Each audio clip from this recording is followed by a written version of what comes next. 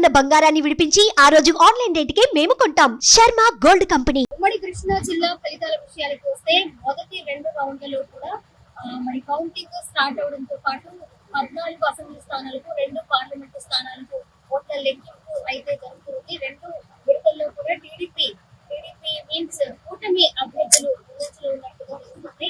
మొత్తంగా మంగళగిరిలో లోకేష్ ముందంజలో ఉన్నారు. అలాగే పార్లమెంట్ సభ్యులు కేసినేని చిన్ని కూడా ముందంజలో ఉన్నట్లుగా తెలుస్తుంది. గుడివాడలో కూడా రాము ముందంజలో ఉన్నట్లుగా తెలుస్తుంది. ఈ నేపథ్యంలో 2 రౌండ్లలో కూడా ఉమ్మడి కృష్ణా జిల్లాల వరకు చూసుకుంటే మనకి కూటమి సభ్యులు ముందంజలో ఉన్నట్లుగా తెలుస్తుంది.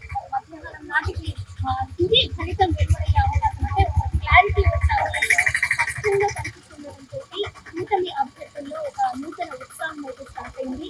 వాళ్ళలో కూడా ఒక జోష్ అయితే కనిపిస్తుంది. మొత్తంగా వైసీపీకి సంబంధించిన అభ్యర్థులు కావచ్చు, కూటమి అభ్యర్థుల్లో కావచ్చు, కొన్ని వందల్లోనే మెజారిటీ కనిపిస్తుంది. అంటే కొన్ని వందల ఓట్లలోనే ఆధిక్యం కనిపిస్తుండటంతో మధ్యాహ్నం నాటికి కొద్దిగా చేంజెస్ వచ్చే అవకాశాలు ఉన్నాయని వైసీపీ నేతల్లో కూడా ఒక ఆశాభావం అయితే కనిపిస్తుంది. మొత్తంగా అయితే చూసుకోవచ్చు, మనం 12 గంటలు దాటిన తర్వాత తుది ఫలితం ఎలా ఉండబోతుంది అనేది ఉమ్మడి కృష్ణా జిల్లాలో మనం చూసుకోవచ్చు. మరి ఇప్పటి వరకు ముందంజలో ఉన్న మంగళగిరి నియోజకవర్గం కావచ్చు, అలాగే పార్లమెంట్ అభ్యర్థిగా ఉన్న ఉమ్మడి కృష్ణా జిల్లాలో కేసినేని చిన్ని కావచ్చు ముందంజలో ఉన్నారు. అలాగే ఎప్పుడు లేని వరుసగా 3 సార్లు సక్సెస్ఫుల్ గా ఎమ్మెల్యే సీట్ ని అధిరోహించిన కొడాలి నాని కూడా వెనుకంజలో ఉండడం గమనార్హం.